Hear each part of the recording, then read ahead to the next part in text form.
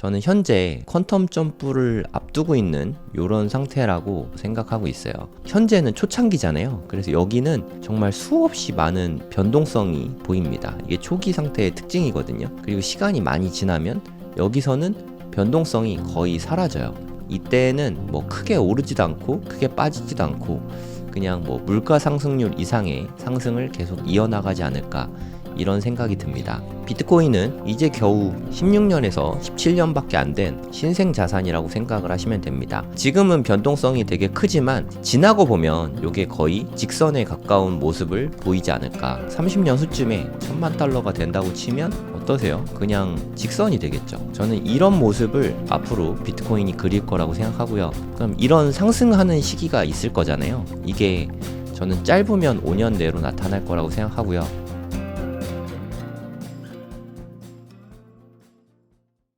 네, 안녕하세요. 성정길입니다. 지금 시각은 3월 13일 오전 7시 48분입니다. 요즘에 유가 때문에 변동성이 좀 되게 커졌죠. 그래서 나스닥도 빅스 지수가 되게 높아졌거든요. 보시면 나스닥 이게 1시간 봉인데 변동성이 되게 크잖아요. 그래서 현재 빅스 지수가 되게 많이 높아져 있는 상태입니다. 특히나 유가가 되게 많이 변동을 하고 있거든요. WTI 뭐 요쪽 유가를 확인하시면 한 $96, 좀 이번에 좀 많이 올랐어요. 한 9%, 하루 만에 9%가 치솟았고요. 브렌트유는 $100가 넘어섰다고 뉴스에서 봤거든요. 하메네이 아들이 새 지도자로 이란에 부임하면서 당연히 강경 발언을 내놨습니다. 그리고 호르무즈 해협도 계속 봉쇄할 거라고 이야기를 했고 1년의 사건들로 인해서 유가도 오르고 그 때문에 나스닥도 좀 많이 빠졌죠. 하루 만에 2% 가까이 빠졌거든요. 한 마이너스 1.78%, 꽤 많이 빠졌습니다. 그래서 뭐 레버리지인 TQQQ는 하루 만에 한 5% 정도 빠져서 $46까지 빠져있는 그런 상태라고 보시면 됩니다. 그래도 상대적으로 아직까지는 비트코인이 좀 잘 버티고 있는 편인 것 같아요. 제가 봤을 때는 약간 좀 삼각수렴 패턴으로 좀 시간 조정을 겪고 있는 것 같습니다. 어느 쪽 방향으로 튈진 모르겠지만 이게 좀 에너지를 모으고 있으니까 위로 가든 아래로 가든 한 번쯤은 좀 강하게 터지게 되지 않을까 싶습니다. 근데 뭐 위로 가든 아래로 가든 어차피 분할 매수하는 뭐 저랑 같은 포지션에 있는 분들은 크게 신경 쓸 필요는 없다고 생각합니다. 그래도 요 정도면 비트코인이 아직까지는 선방하고 있다, 이렇게 보는 게 타당한 것 같아요. 네이버에다가 고래동 공부를 검색을 하시면 저희 네이버 카페가 나오거든요. 제가 글을 열심히 쓰고 있는데 대부분은 다른 분들 글을 퍼와서 그걸 해석해서 달아놓고 있는데 이거는 제가 쓴 글입니다. 한번 생각해 볼 거리는 충분히 되지 않을까라는 생각이 듭니다. 오늘 뭐 비트코인 100배 상승 시나리오라고 제목을 제가 지어봤는데 저는 이게 되게 중요한 부분이라고 생각하거든요. 저는 S자곡선을 되게 중요하게 생각하거든요. 요게 S자곡선인데 이 S자곡선을 좀 이해할 필요가 있다고 생각을 합니다. 저는 현재 퀀텀 점프를 앞두고 있는 이런 상태라고 생각하고 있어요. 근데 그럼 뭐 4년 주기는 어떻게 되는 거냐, 뭐 이런 생각하실 수 있는데 현재는 초창기잖아요. 그래서 여기는 정말 수없이 많은 변동성이 보입니다. 이게 초기 상태의 특징이거든요. 여기서는 변동성이 되게 큽니다. 그리고 시간이 많이 지나면 여기서는 변동성이 거의 사라져요. 이때는 뭐 크게 오르지도 않고 크게 빠지지도 않고 그냥 뭐 물가 상승률 이상의 상승을 계속 이어나가지 않을까, 이런 생각이 듭니다. 저는 이렇게 되는 시점이 한 30년 후쯤 되면 이렇게 될 거라고 생각을 하고요. 비트코인은 이제 겨우 16년에서 17년밖에 안 된 신생 자산이라고 생각을 하시면 됩니다. 지금은 변동성이 되게 크지만 지나고 보면 이게 거의 직선에 가까운 모습을 보이지 않을까, 이런 생각을 하는 거죠. 뭐 예를 들어 볼게요. 현재 미국의 나스닥 1위죠. 미국 그 전체 주식 시총 1위입니다. 4조 달러가 넘는 엔비디아 차트를 한번 보도록 하겠습니다. 얘는 이미 퀀텀 점프가 좀 일어난 상태죠. S자곡선 상승이 나타났고요. 뭐 어디까지 올라갈지 모르겠습니다만 이거 어떠세요? 선으로 보이죠. 그냥 밋밋하고 그냥 일자입니다. 그리고 여기서 이렇게 올라가고 나중에 시간이 지나면 언제가 될진 모르겠지만 성장률이 둔화되는 시점이 생기겠죠. 요게 S자 곡선이라고 생각을 하시면 되거든요. 지금은 얘는 엔비디아는 이미 요 시기가 지나고 있는 중이고요. 뭐 이 상승이 언제까지 갈지 모릅니다. 아무튼 이게 나타나 있는 상태입니다. 어떠세요? 이 부분을 보시면 그냥 직선이죠. 직선입니다. 그럼 이때 봐도 직선이었을까요? 네, 요거를 잘라놓고 보면 변동성이 어마어마하죠. 이렇게 어마무시한 변동성이 있었지만 시간이 지나고 보면 이거는 그냥 직선이 됩니다. 비트코인도 마찬가지일 거라고 생각해요. 지금 상태를 보면 네, 이게 엄청나게 변동성이 커 보이잖아요. 하지만 시간을 이렇게 압착하고 나면 30년 후에 한 1000만 달러 정도 보고 있거든요.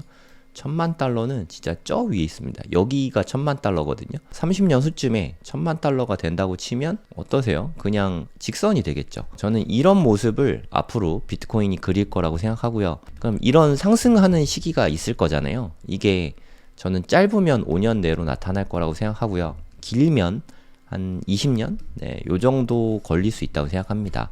몇 년이 걸릴지는 알 수가 없죠. 그래서 안전빵으로 비트코인을 여러분이 투자하시다가 일부는 매도하시더라도 다 팔진 않으셨으면 좋겠어요. 제가 추천하는 건 한 0.5개 정도거든요. 0.5개. 지금 시세 기준으로는 대략 한 5천만 원 정도 되죠. 여러분이 몇 개를 갖고 있으시던 간에 0.5개보다 부족하시면 조금 더 모으셨으면 좋겠고 많이 갖고 있으시더라도 좀 매도를 하더라도 0.5개는 반드시 지키셨으면 좋겠어요. 인당 0.5개. 그럼 이 정도면 나중에 시간이 지나면 좀 노후는 부유하게 살 수 있는 그 정도 숫자가 아닐까 그렇게 생각을 합니다. 이 곡선과 좀 비슷하죠? 네, 이런 맥락이라고 보시면 되겠습니다. 그럼 이런 급등이 나타날 거라고 생각해요. 비트코인 끼케야 자꾸 금하고 비교하는데 금은 5,000년 된 자산이고요. 비트코인은 꼴랑 16년, 17년 된 자산입니다. 그러면 검증이 안 된 거 아니냐? 맞습니다. 검증이 안 돼 있으니까 현재 이 가격인 거예요. 검증이 되고 나면 이 가격이 되겠죠. 그래도 한 30년에서 50년 묵은 자산이 되고 나면 그래도 어느 정도 검증이 된 거 아니겠습니까? 그 뒤에는 가격도 되게 높아져 있고 변동성도 매우 작아질 겁니다. 그러면 수익도 적고 손실도 적어지는 뭐 그런 타이밍이 오겠죠. 그러면 이쯤 되면 안전한 자산 축에 속할 수 있지 않을까 생각을 합니다. 그러면 이런 곡선을 그릴 거라고 왜 생각을 하냐? 그 부분에 대해서 좀 말씀을 좀 드려보려고 합니다. 이거는 제가 생각하기에 저는 1980년생이거든요. 제가 생각하기에 우리 인생을 크게 바꾼 좀 일련의 사건들이 있었다고 생각해요. 일단 인터넷이 크게 바꿨다고 생각을 하고요. 그리고 또 하나는 스마트폰입니다. 그러면 인터넷 사용자 수가 어떻게 변해 왔는지, 그거에 따라서 뭐 관련 기업의 주가는 어떻게 변했는지 그걸 참고해 보는 건 큰 도움이 될 거라고 생각하고요.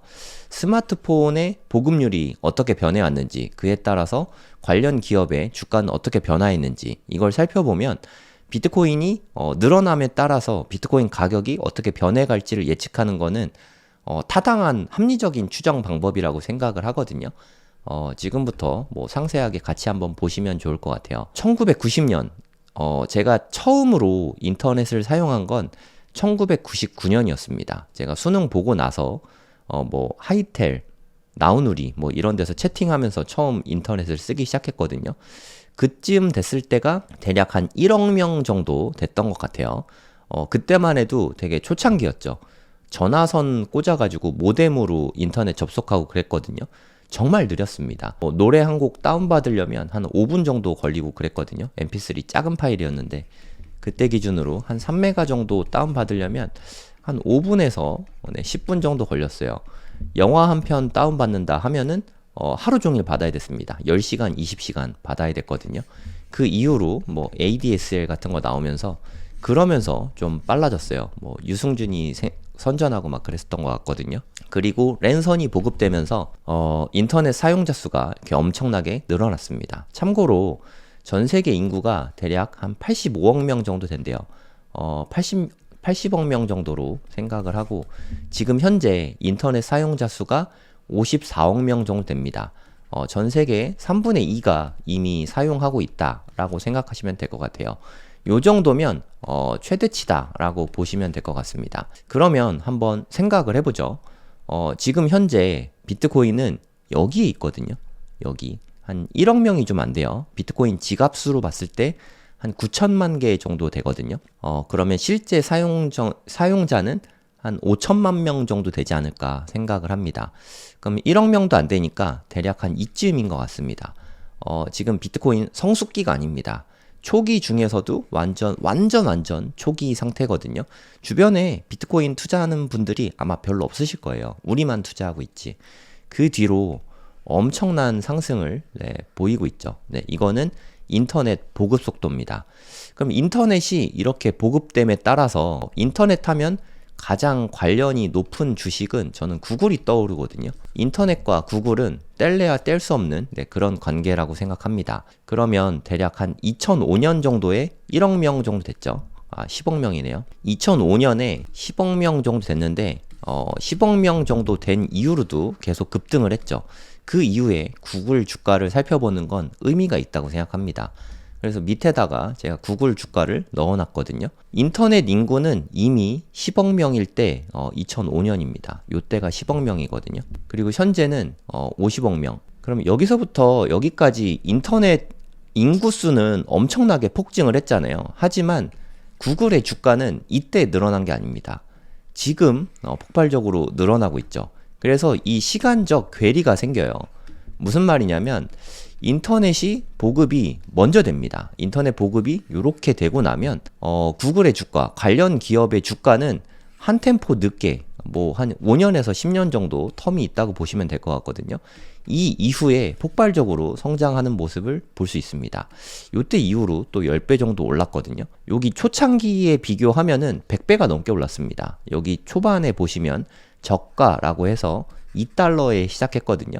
여기서부터 여기까지 20년이 걸렸어요. 20년 후에 구글 주가는 대략 한 120배 정도 크게 올랐습니다. 구글을 보면 이렇게 인터넷 인구가 늘면서 근데 뭐 인터넷 기업들이 워낙 많잖아요. 제일 잘된 케이스를 보여드린 겁니다. 스마트폰도 마찬가지 비슷한 케이스를 좀 겪었다고 보시면 되거든요. 하지만 인터넷보다는 더 짧은 기간에 더 빠르게 확산이 됐습니다. 뭐 예를 들어서 인터넷이 확산되기까지는 뭐 초창기 뭐 이런 거 다 집어치우고 1995년에 대략 요때쯤 한 1억 명이 됐거든요. 1억 명에서 50억 명이 될 때까지 30년 걸렸죠. 스마트폰 같은 경우는 요쯤에 한 2007년이 1억 명 정도 됩니다. 그리고 지금 거의 한 60억 명 되죠. 58억 명 정도 되니까 이렇게 완전히 확산이 끝나는 데까지 대략 한 20년도 안 걸렸어요. 기간이 많이 짧아졌죠. 그리고 뭐 당연히 스마트폰 관련 기업은 애플을 들 수가 있을 것 같은데 마찬가지입니다. 비슷한 행보를 보이고 있어요. 폭발적으로 늘어났던 건 2010년부터 한 2026년까지 최근 16년간이거든요. 하지만 주가가 많이 올라간 거는 저는 대략 한 요때쯤부터 봅니다. 한 2023년? 2020년? 요쯤부터니까 한 5, 6년밖에 안 됐어요. 그러니까 스마트폰 인구가 늘어난 건 2010년대 초반인 거죠. 2010년부터 2020년까지 스마트폰 인구가 확 늘어났는데 애플의 주가가 크게 늘어난 거는 애플의 주가가 크게 상승한 거는 이게 끝난 이후라는 거죠. 저는 비트코인도 비슷한 흐름을 보일 거라고 생각합니다. 뭐 이 그래프를 보면 이제 성장이 끝난 거 아닌가라고 착각을 하실 수 있는데 아직 비트코인 지갑수가 1억 개도 안 됩니다. 참고로 비트코인 지갑수랑 사용자 수랑 똑같진 않습니다. 저만 해도 지갑 주소가 한 10개는 되는 것 같거든요. 그러니까 실제 사용자 수는 잘해야 한 몇천만 명 정도? 1억 명이 안 됩니다. 어찌됐든 대략 한 1억 명 정도라고 추산을 해볼게요. 그러면 저는 비트코인 사용자 수 또한 한 60억 명까지는 늘어날 수 있다고 생각하거든요. 그러면 사용자 수가 다 늘어나는 데는 얼마나 걸릴 것인가? 저는 한 10년 정도 보고 있어요. 인터넷이 보급되는데 한 30년 걸렸고요. 스마트폰이 보급되는데 한 20년 걸렸거든요. 비트코인이 보급되는 데는 앞으로 한 10년 정도 더 걸리지 않을까 생각이 됩니다. 총 다 해서 20년 정도 보면 되니까 비트코인 출발한 게 한 2009년 정도 되거든요. 그래서 총 다 해서 한 20년 후 정도 생각하면 2029년 뭐 한 3년 정도밖에 안 남았는데 좀 넉넉 잡아서 앞으로 10년 안에는 이렇게 보급이 다 끝날 수 있지 않을까 이렇게 생각을 하는 거죠. 보급이 끝났다고 해서 주가가 바로 오르지는 않습니다. 아까 말씀드렸죠. 애플도 그렇고요. 구글도 그렇고 보급이 끝난 다음에 그리고 시간 텀을 좀 두고 폭발적으로 성장을 하거든요. 애플도 그랬고요. 비트코인도 그럴 것 같아요. 이미 많이 올랐다 생각하실 수 있는데 아까도 말씀드렸지만 저는 비트코인 한 1,000만 불 정도 보고 있거든요. 이쯤이 한 1,000만 불 정도 됩니다. 그때가 되면 뭐 4년 주기 사이클이니 기복이 있느니 뭐 그런 얘기는 의미가 없어요. 지금은 그냥 바닥권입니다. 그리고 이게 스마트폰 보급되듯이 비트코인 보급이 한 50억 명에서 60억 명 정도 보급이 되고 나면 시간 텀이 좀 있겠죠. 시간 텀을 두고 나서 이런 퀀텀 점프가 일어날 거라고 생각하거든요. 근데 그게 언제가 될지는 알 수가 없습니다. 제가 생각하기에 뭐 합리적인 추정을 해보면 앞에 두 사례 애플과 구글의 사례를 분석을 해보면 대략 한 10년 안팎 정도 걸리지 않을까 그런 생각이 들거든요. 짧으면 5년, 길게는 15년. 그래서 뭐 조금 더 보수적으로 봐서 한 5년에서 20년 내에 이 큰 상승이 나오지 않을까 이런 생각이 들거든요. 그래서 저는 여러분들이 이 기간에는 비트코인을 좀 잘 지켜내셨으면 하는 바람입니다. 이때 4848 하는 분들은 뭐 단기에는 이게 되게 좋아 보일 수 있겠죠. 충분히.